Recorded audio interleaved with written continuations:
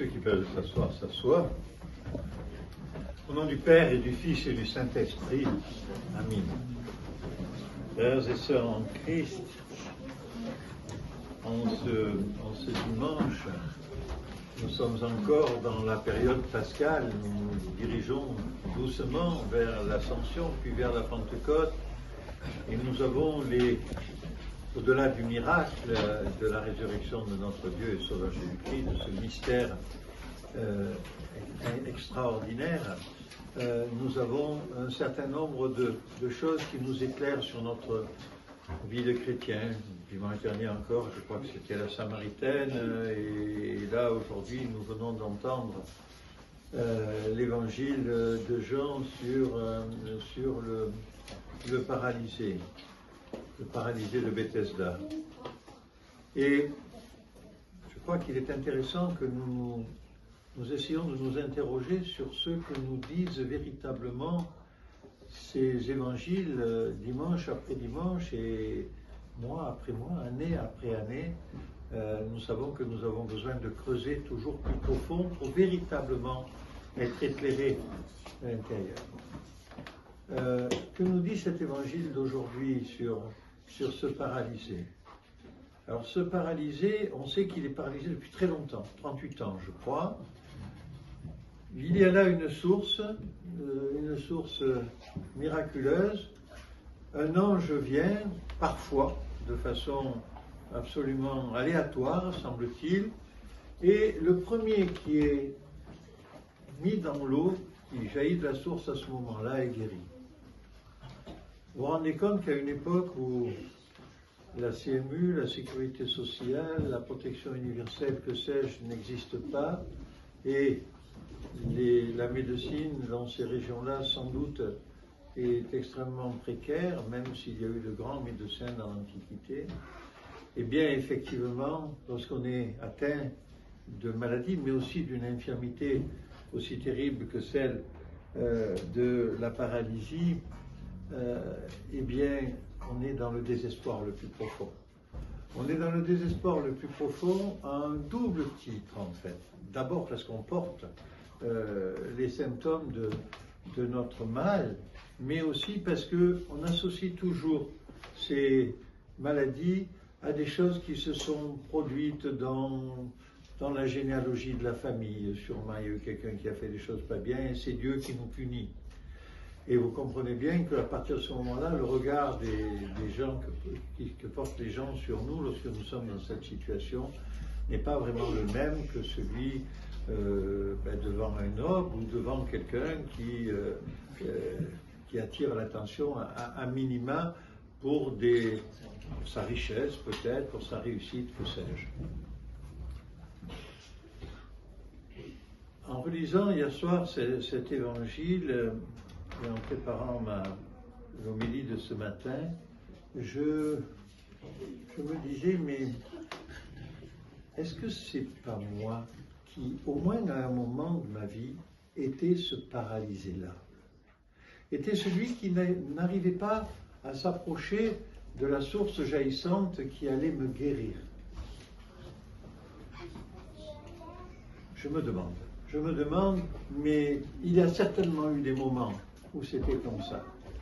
Et alors, qu'est-ce qu'il s'est passé à un moment donné pour que je change finalement et que je guérisse de ma paralysie spirituelle, de la paralysie de mon âme?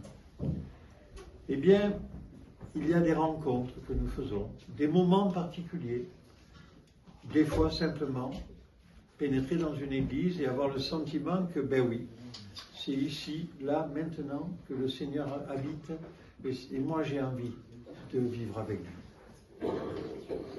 Frères et sœurs en Christ, le paralysé, qu'est-ce qu'il a fait finalement?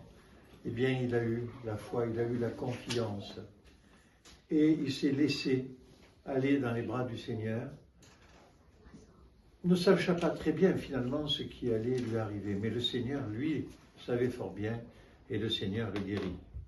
Alors ce qui est intéressant, effectivement, c'est la puissance de notre Seigneur Tout-Puissant, mais c'est pas ça qui est important. Bien sûr que cette puissance, elle est la réalité, parce qu'il est Dieu, dans sa nature divine qui est vie, qui cohabite avec sa nature humaine. Mais, frères et sœurs en Christ, lorsque nous doutons, lorsque nous rencontrons quelqu'un qui doute, lorsque au fond de nous, nous nous posons des questions, quelle est la bonne réaction finalement pour un chrétien débutant, en chemin, aguerri? Vous savez qu'on est toujours en chemin pour devenir chrétien, et ça va durer la plupart du temps jusqu'à la fin de nos jours. Et en ce qui me concerne, je ne suis pas très sûr d'y être arrivé en plein au jour de mon endormissement. Mais ça, c'est la réalité. La barre est très haute. Nous le savons. Nous avons entendu tous les préceptes de l'enseignement du Seigneur. Comment arriver à me passer de temps en temps du jugement, de la jalousie, de la colère, enfin toutes ces choses que vous ne faites pas, mais enfin moi ça m'arrive de les croiser, simplement. Voilà. Alors frères et sœurs en Christ, le conseil que nous donne le Seigneur, ayez confiance. Mais pas ayez confiance comme le serpent dans le dessin animé qui cherche à endormir. Non. Ayons confiance dans l'intimité de notre âme, dans la capacité du Seigneur à nous guérir de nos infirmités spirituelles, parfois de nos infirmités temporelles et corporelles.